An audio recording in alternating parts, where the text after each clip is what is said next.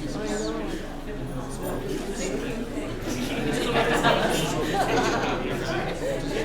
to try to work that into our discussion. People that really inspired you along the way.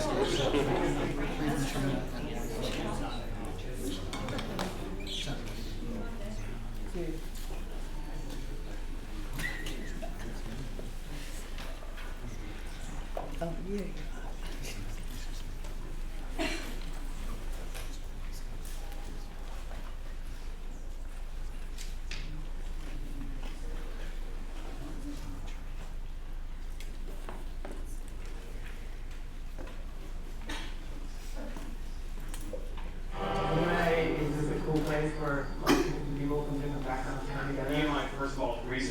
We're researching the modern world in the context of technology and how design sort of intersects with that. DMI is an experience about experience. Kind of like the bleeding edge of design and interactive work.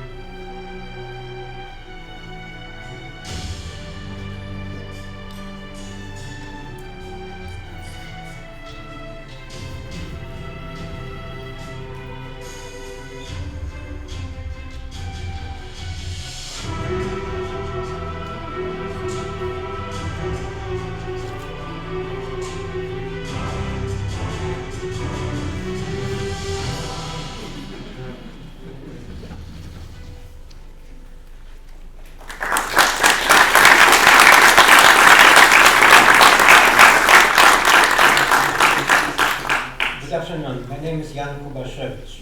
And the person who should be greeting you right now is Professor Joe Quackenbush, the coordinator of DMI. Unfortunately, Joe could not be with us today. His father is very ill.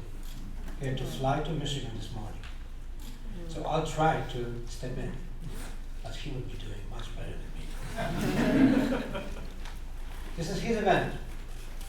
He conceived it, he organized it, he mobilized the DMI family, students, alumni, friends, faculty, and here we are, in very good shape, with a day of thought-provoking discussions and personal conversations. And I think the concept is that this is a retrospective. So we are looking back to talk about the future. And I hope we all will enjoy it. It is a distinct pleasure of mine to introduce to you the Provost of the Massachusetts College of Art and Design. Please welcome Mr. Ken Strickland.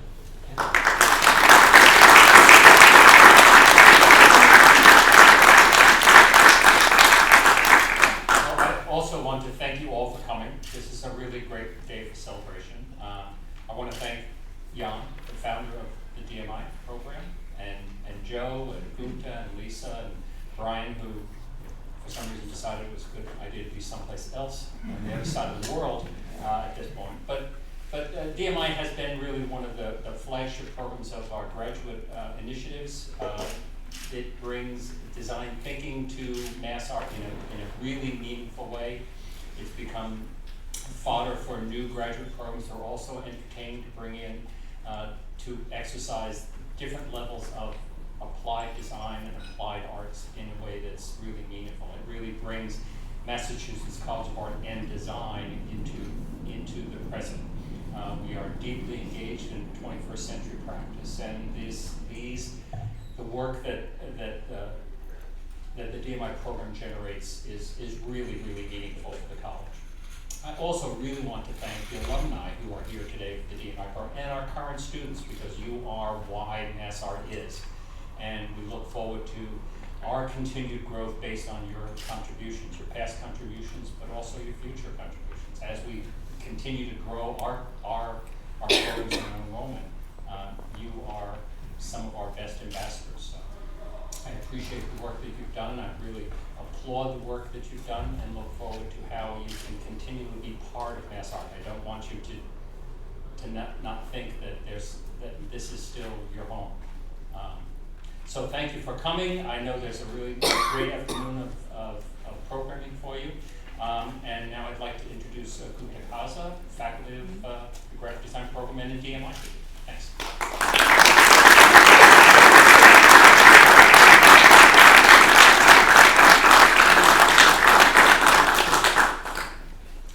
Welcome, friends and family of DMI. First, I'd like to extend that our hearts go out to Joe and his family.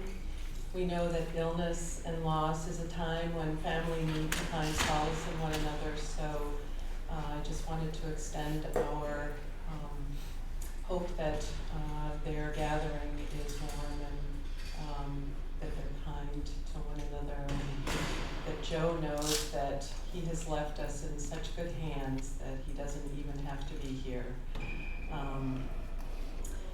We also welcome colleagues and friends near and far, including New Zealand. Brian, if you're awake, I think it's about 8 o'clock in the morning right now. We all say hello and we miss you dearly. But we're glad that you can join us via the internet. So it is my great honor and privilege to introduce today the founder of DMI, Jan Kubasiewicz. What can be said of one who is a visionary, a leader, a teacher, a colleague, a friend, a mentor, and the godfather of DMI? All who have come in contact with Jan know of his generosity of vision and his passionate spirit. We share stories and memories and anecdotes in formal and informal gatherings. Jan's legacy goes back at least 15 years to a time when Professors Emeriti Al Gowan and John Cataldo saw in Jan someone who could spirit the graduate program. All they had to do was ask, and away it soared. 15 years later, we observed the results. Many of you, his former students, are gathered here. Many of you are visionaries, leaders, teachers, owners and leaders in companies. Many have students of your own who benefit from Jan's teachings through you. Jan has fostered relationships with scientists, artists, authors, and many others to benefit the students of DMI. To understand Jan's many contributions, one must understand that he values democracy. Jan's approach to research and intellectual rigor, the freedom of choice to study, with an emphasis on collaboration. This is all fueled by a background of oppression in his homeland, Poland. To acknowledge this is to understand a complex individual with a life drive that is unique and passionate, if permitted the freedom to pursue excellence. It is my great pleasure and honor to introduce Jan Kubasiewicz.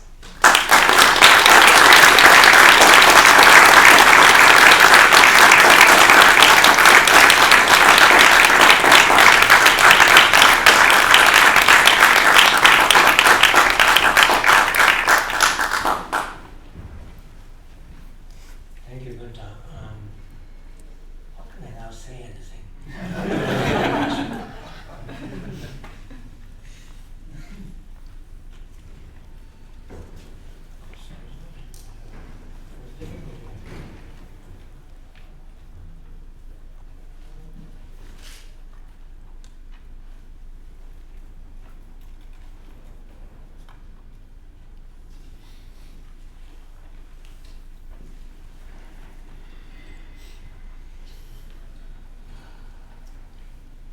I titled my presentation, The Education of Dynamic Media.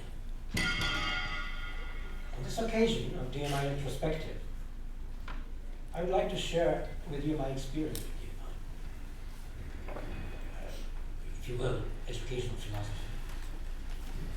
as well as some thoughts on the fundamental concept of teaching and learning in DMI, which together with my colleagues, our alumni, students, we developed over the years into a unique approach to the education in the field of dynamic media design. But before I delve into my main topic, please allow me to stay in the retrospective mode for a while. So with a DMI promotional video in the background, without sound this time, I would like to begin with a list of thank yous. And I feel that this is the proper occasion to do so.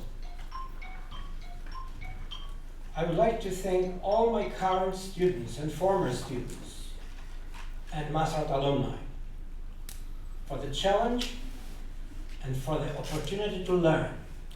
And I'm talking about myself. I learn a lot from you. The same goes to faculty, colleagues. Current, former professors, adjunct professors, guest lecturers, visiting speakers, colleagues from corporate world, from design firms, big and small. Thank you for keeping in touch. We all together created this community. I must mention 3 names, instrumental to well-being of DMI, especially the first decade. First and foremost, mentioned already, Professor Emeritus Al Gallen. He was coordinator of MFA program in design at MassArt when I got here. He invited me to teach at the graduate level. We worked a couple of years together, and then he graciously handed me the leadership of graduate design program and encouraged me to reform it, to find a new way, to form a new vision at the turn of the century.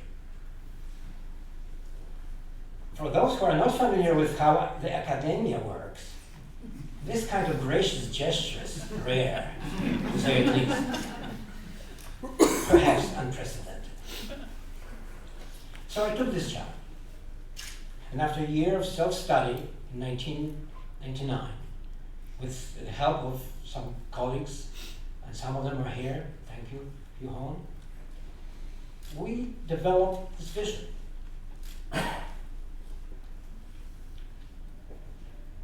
So, Professor Al Gallen, together with President Kate Sloan and Dean of Graduate Programs at the time, George Creamer, perfectly understood the vision and supported Dynamic Media Institute, and made it possible.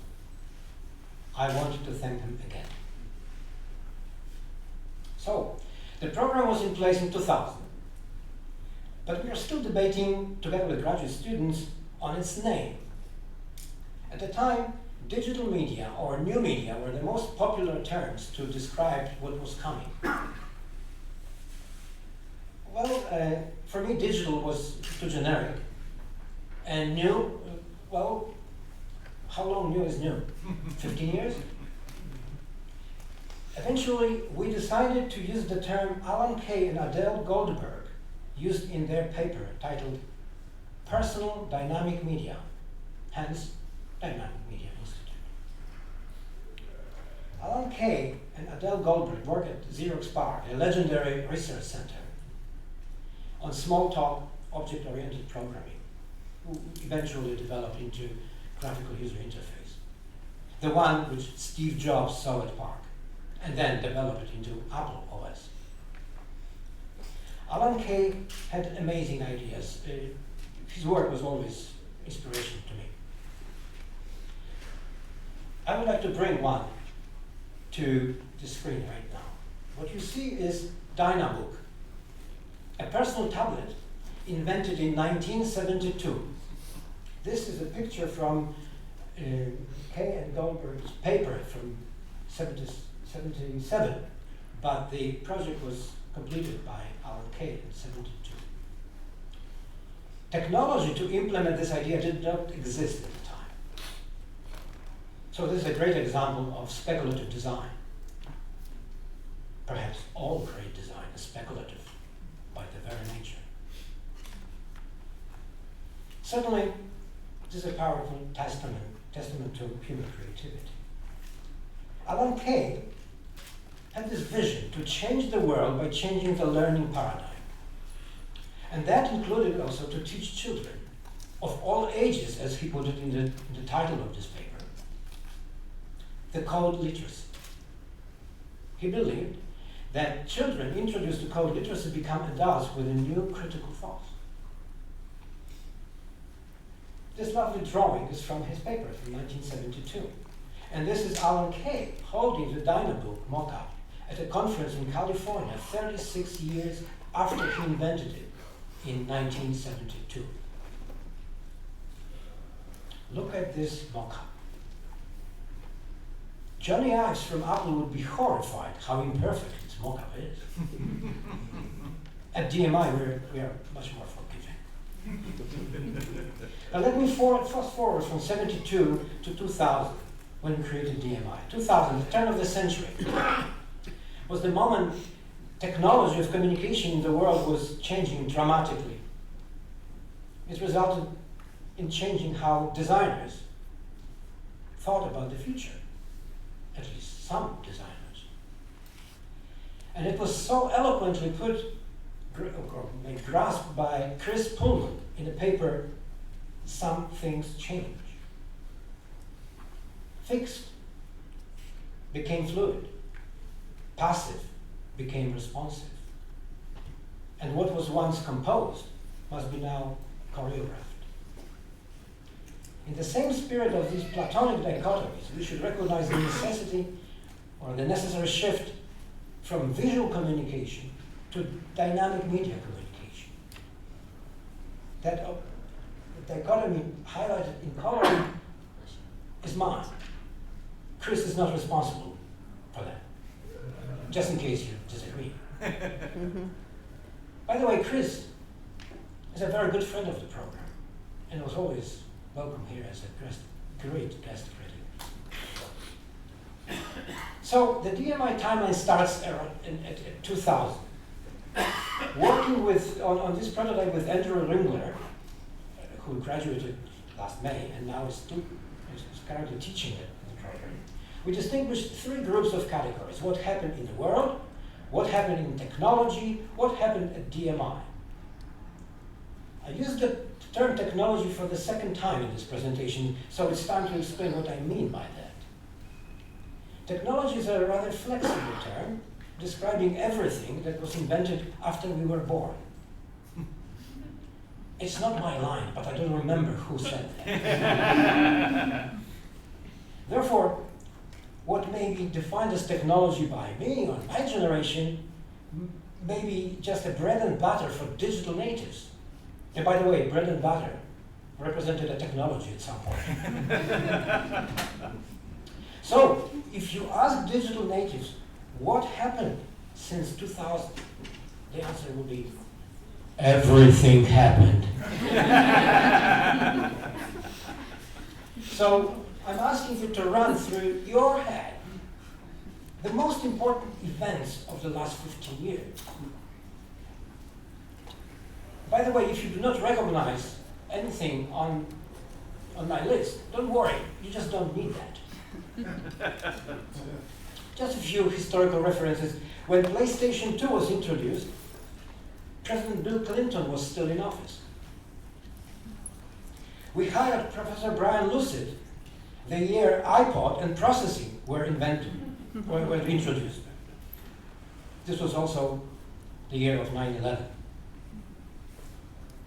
Skype was introduced the year Professor Gunta Kaza invited Dr. Freud to her classroom and developed a unique designer's experience course bringing a methodology of psychoanalysis to design education.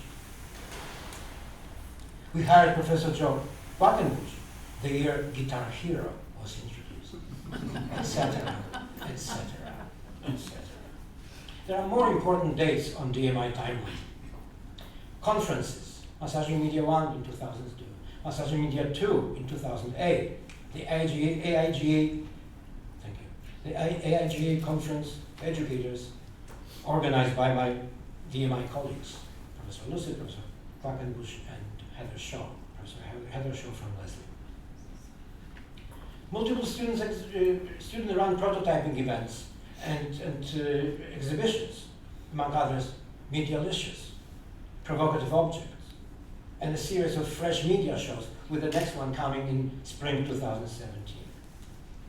And the release of 2 DMI books, The Language of Dynamic Media, 2005, and The Experience of Dynamic Media, 2010. For those who know these books, you know that they include faculty essays, but predominantly excerpts from thesis dissertations, descriptions of DMI collaborative projects with outside partners, etc., etc. But for me, they are sort of time capsules documenting our understanding of the territory we explored at the time. They were published 5 years apart. Therefore, they are different in how they describe dynamic media because the program evolved during that time. And the program evolved because what and how we teach, and we agree as faculty, must evolve parallel to the professional field.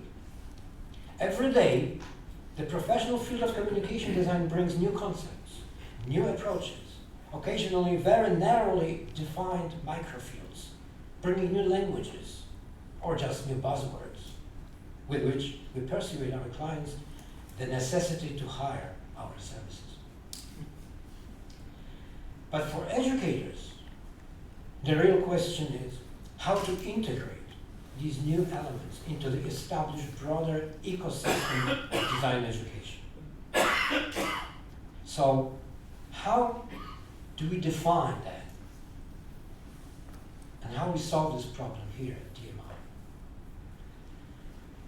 I will be talking about 4 concepts of dynamic media, which I would like to sort of introduce to you. And I warned my students, you know those concepts.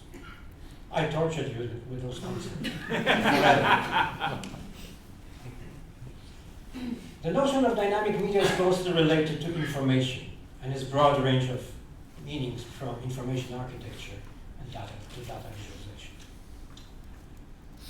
The notion of dynamic media is closely related to motion and therefore time. Motion and time are integral to design. Motion is considered a language of communication in our curriculum. Time is perhaps the ultimate medium of all design and art and the whole human experience.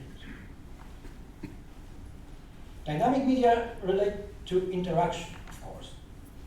The term interaction, or currently fashionable user experience, describes an interdisciplinary field encompassing multiple aspects of art and design, science and engineering involved in bringing meaningful experiences to people. And lastly, algorithm, the logic represented in code, the true engine of dynamic media. I would like to go slightly more granular about certain concepts. Consider it a mosaic of thoughts. This is how I teach. It's like drawing by numbers without the numbers. I give you dots. You need to find the picture, not knowing which dots need to be connected. Design for information.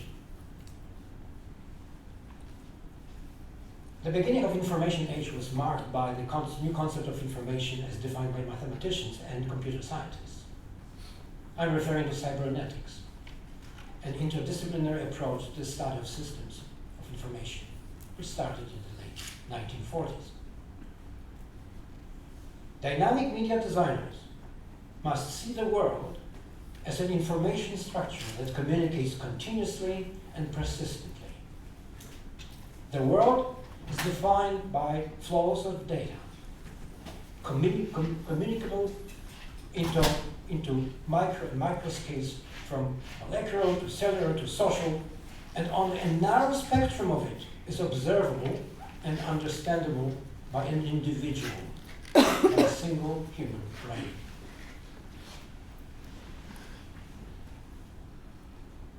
This is the mother of all communication, Shannon Weaver diagram. All communication, human and machine, all learning, human learning and machine learning. Between Shannon's and Jacobson's, the model of narratology, trying to understand what has to happen that the one person can tell a story to another, is the whole spectrum of things we are exploring here at DMI. Cognitive aspects. Human communication is an artificial process that relies on conventions, on inventions, on tools and instruments. Humans are born with some of these tools and instruments to be able to articulate symbolic languages and, of course, invent those symbolic languages as well. And our language is technology of communication itself. What a beautiful system it is. Inputs and outputs, sensory signals converted into abstract concepts, recorded in our memory, and eventually through spoken and written language outside of our bodies.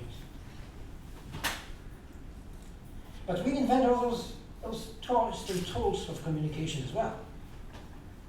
And very often they pretend to be as smart as we are. Not yet.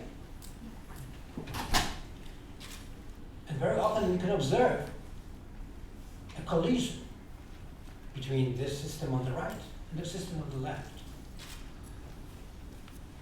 And the system on the right is the verifying platform for the system on the left, for the simple reason that it evolves rather slower than the one on the left.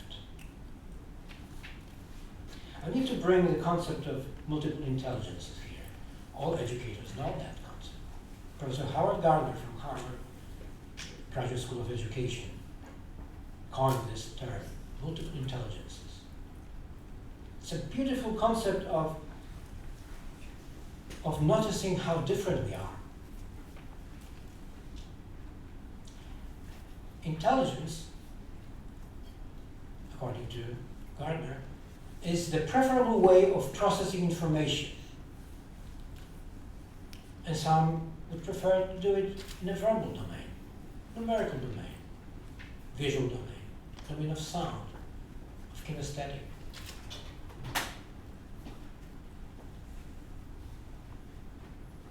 It's not only for educators. We need to understand as designers that concept, because each of us is unique with a combination of those intelligences. And we are unique, and our audiences are unique. I really think that we as dynamic media designers need to have yet another kind of intelligence. And I know that Dr. Gardner wouldn't agree with me, but I call it mapping. Maps are tools of reasoning through visual thinking. Mapping reveals relationships, creates associations between equivalent group of concepts and qualities. The word map, both verb and noun, seem to be very precisely describing what we do. We connect dots. We connect dots by visualizing the connections for those who are not able to do it without a map.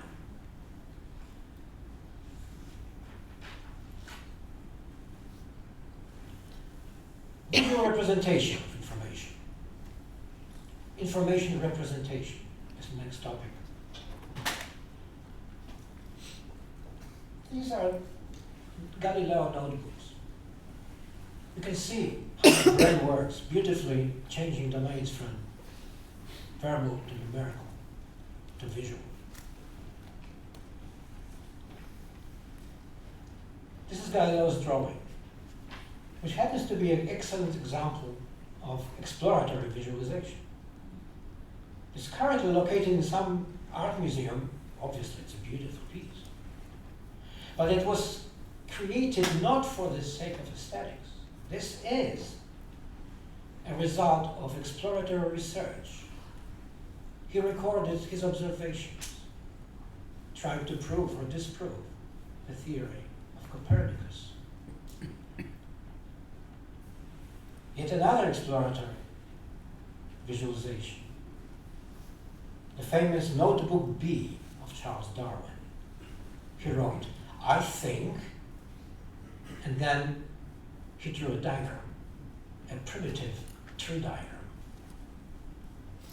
That's the diagram of theory of evolution. Today we have some problems. Complexity. Things are difficult. Scientists are lost in the tsunami of data. And designers, those contemporary cartographers, we are helping them. This is a Brady Institute in Cambridge, Massachusetts. It shows on displays available to the public what is in this building, what's going on in this building, and what is going on is genome sequencing and microarray analysis. This is at the same time exploratory and explanatory. I mean, we do not know the details, but we can see overview, what's going on. Let's go to time and motion. The language of motion.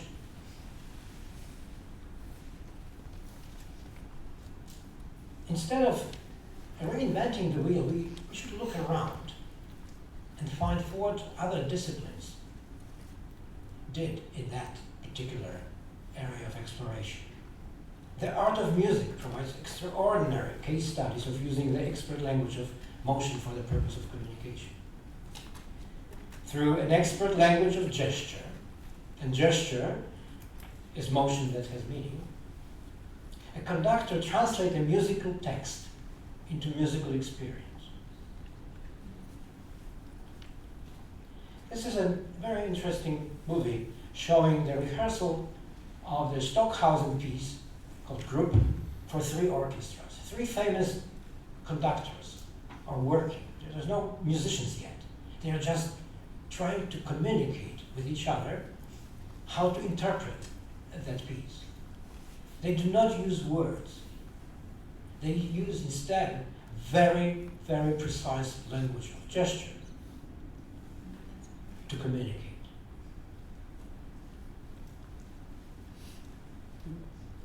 But motion, of course,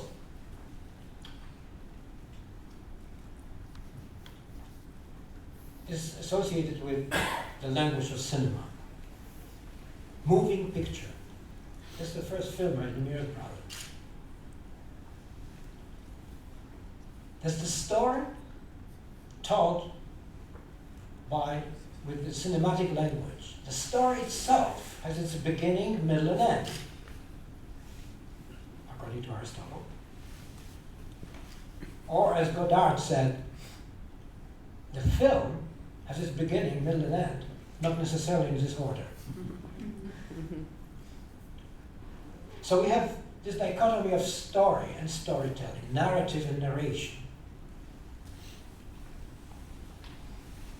And it was in the domain of cinema where, for the first time, Sergei Eisenstein, the Russian avant-garde director, in this post-production diagram of Alexander Nevsky, 1938, in his book, Film Sense,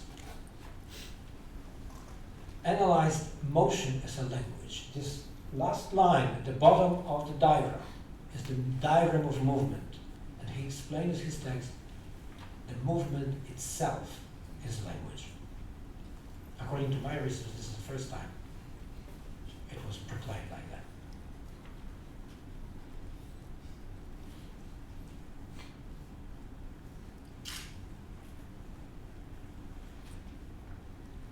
Interaction. I would like to show you this amazing movie of Whitlock drawing a diagram and explaining what interaction is. And he's explaining that interaction through those three fundamental questions of each and every interface, whether it's physical, on screen, or otherwise. What do we do that's about affordances? What do we feel? How do you feel is about getting feedback from the system? And how do you know it's about learning? I had to split that. He actually is talking and drawing at the same time. I would like you to just follow it for a moment. How do you do? Is it a handle for continuous control of the world? Or is it a discrete button? A button for discrete control. What's the feedback of the system? He will be referring to the terms explored by McLuhan, hot and cool medium. And then finally, how do you know? How do you learn the system? And how do you learn what you want to learn through the system? Those three fundamental questions are looping in the heads of our users, of our audiences, in ourselves. And actually,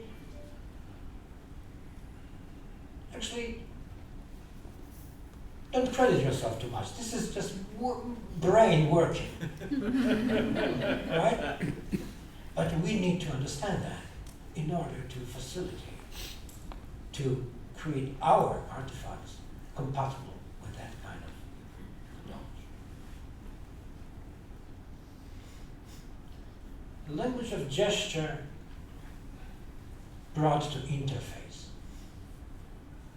This is, for the first time, publicly shown multiple touch screen. It's TED conference 2006. Jeff Hahn is showing this. This is a demonstration. Please notice, 2006.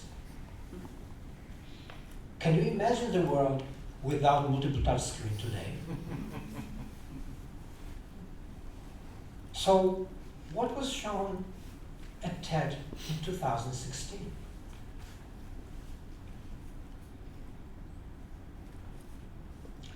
It's a Microsoft HoloLens. Alex Kipman is presenting.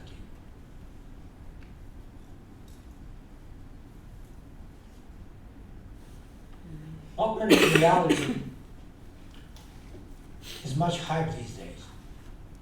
We don't know exactly how this will change the way we learn, the way we work, but certainly we need to think about it. It's hyped these days, but maybe not as hype as Google Glass was. And what happened to Google Glass?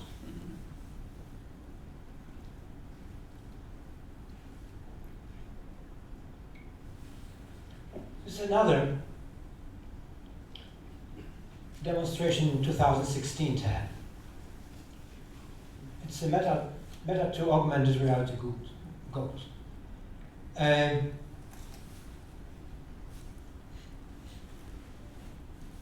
Fascinating dialogue of two architects in augmented reality. The discussion and exploration of a scientist.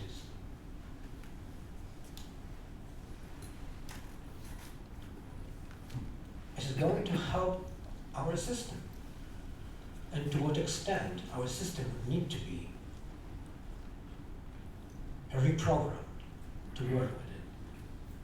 Of course, I leave those questions unanswered. Algorithm, and we're almost done.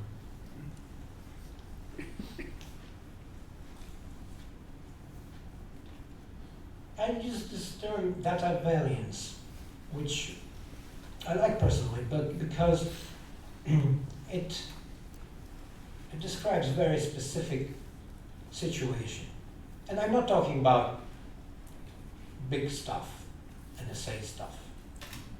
I'm talking about this project, for example, Photosynth, acquired by Microsoft in 2007. This beautiful 3D model of Notre Dame Cathedral in Paris is not built in a 3D modeling program. It's from aggregated snapshots, hundreds of thousands of snapshots of that cathedral, regular people take in front of it and store and flicker. So that's why I call it data variance, because this is unintended participation in crowdsourcing of data. And it also creates a question, do you really think that you own your Flickr account? Or Facebook account? And this is just the beginning.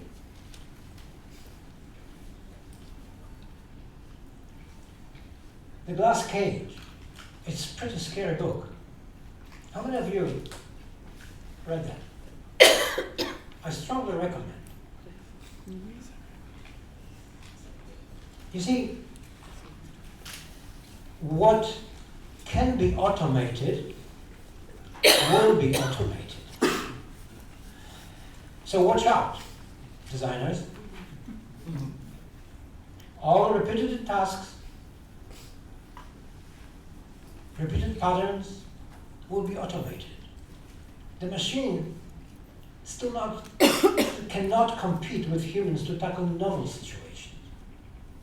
So challenge yourself with novel situations every day, and you're safe. And the scariest here, I almost see David Rose. IoT is coming at you.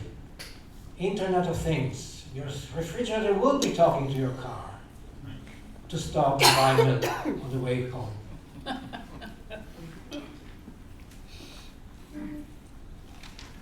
But the scariest out of these are this: singularity.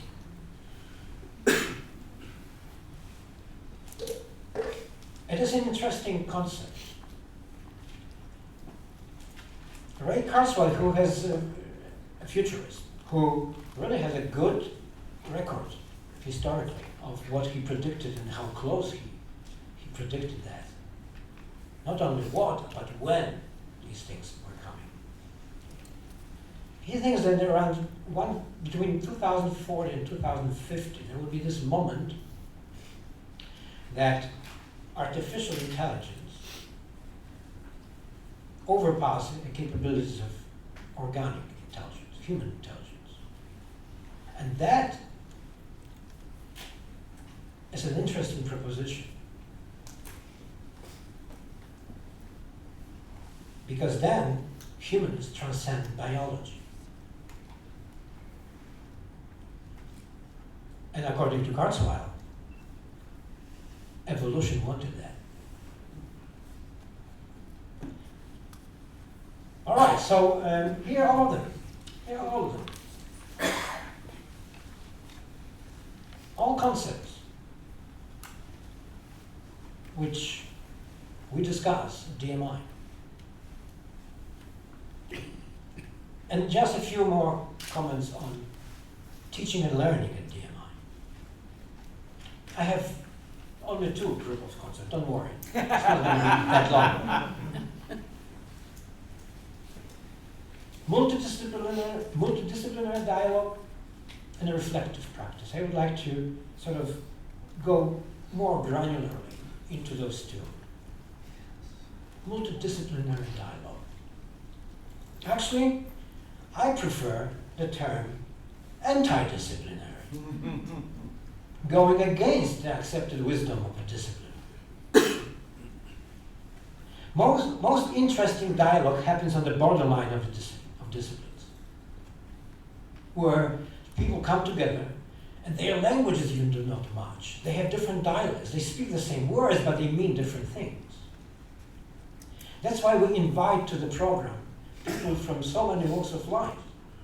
We have, I'm very often, I do those presentations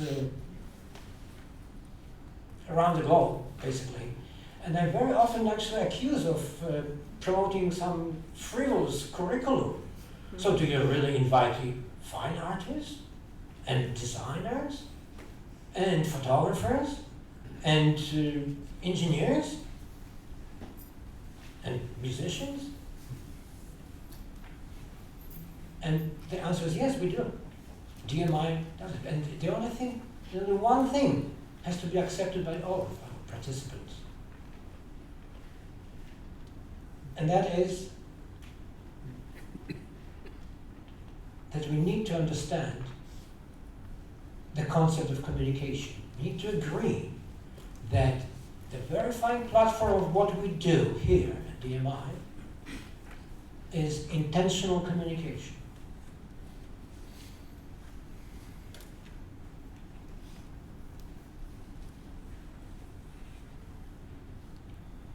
And if we know that, we can overcome any difficulty of languages and dialects. And therefore, because of inviting people from different walks of life, we are staying current every time, every year, every new class. That's why I call the DMI a listening post.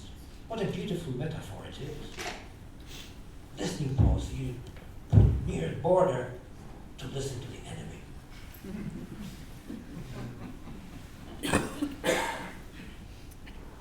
The enemies bring you their researchable questions to us.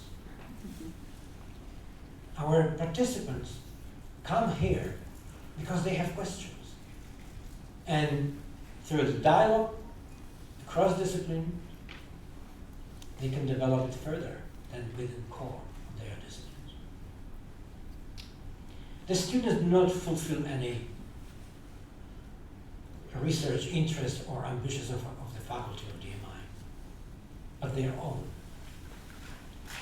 So in other words, the philosophy of the DMI is not having philosophy.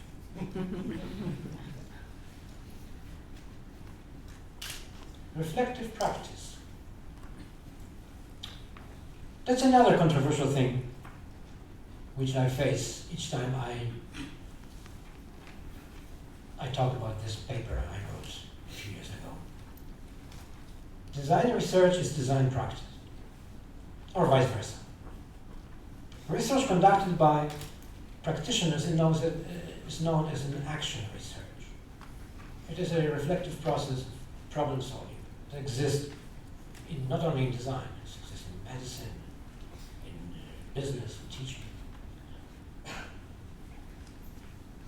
And this obviously it is a controversial statement, I realize it. I provoke a discussion about that. But I believe that what designers do through various processes and activities is a method of inquiry and a method and a way of knowing. So we know this simple truth for a long time. And finally, business is catching up. They call it design thinking.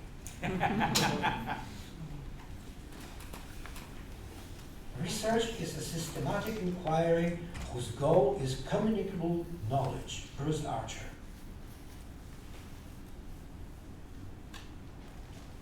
This aligns perfectly with what design means. Solving problems in a communicable way. Of course, we must be aware of two different traditions of research. Research in science is different than research in humanities. Science is focused on physical world. Humanities is focused on humankind. An experiment in science must be reproducible. The goal being to reach the truth. In art and design, a more subjective value can be applied. In fact, an idea, an artifact, or experience may be regarded as having value because it involves a unique way of seeing the world that no one else did before. These two research traditions belong to a longer list of polarities: science versus art versus design, theory versus practice, practice versus research, research scholarship, etc., etc., etc. So we are trying to solve it through what we call prototyping culture. Or in other words, we call it fail early and learn from it. A wonderful loop of making, tinkering, putting a prototype in front of the users, observe users, learning from the experience, and making another revision of the prototype. Repeat if necessary. And design by writing. It's about parallel path of theory and practice. Our seminar and studio classes, studio courses, are taken simultaneously, so required to take simultaneously. Writing is a tool of research, and therefore a tool of design. So the thesis books are the place where the dialogues are forced into discourses. The dialogues where the new information is happening, and discourses where that is conserved for the future. And I'm using this distinction following the Wilhelm Flusser, a great philosopher of media of the 20th century. So here are all the concepts. This is DMI methodology.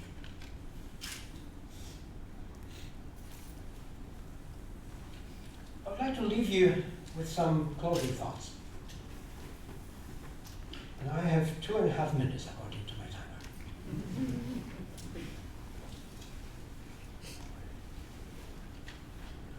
You will try to define yourself by your skills. And practicing your skills is the path of a craftsperson to excellence. Or you will try to define yourself as a problem solver. And by solving problems, you are making your contribution to the world. You can accept the world as is. Or, as a designer, you can recognize the questions and issues about the world that bother you and try to do something about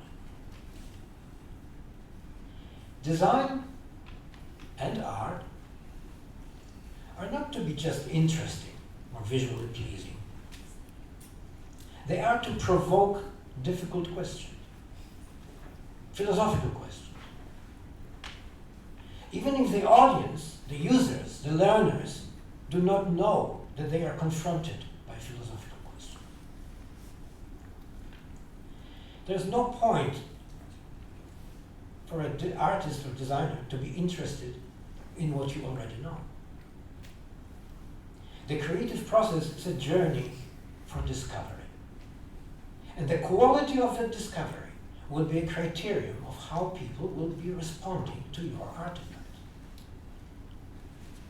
Moreover, it will be a criterion of how you will judge your own work yourself.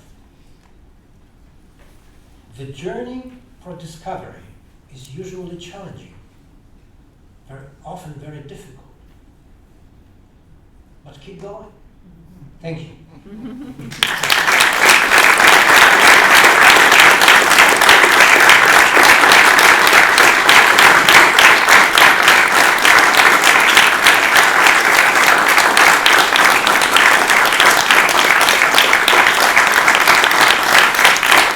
Thank you very much.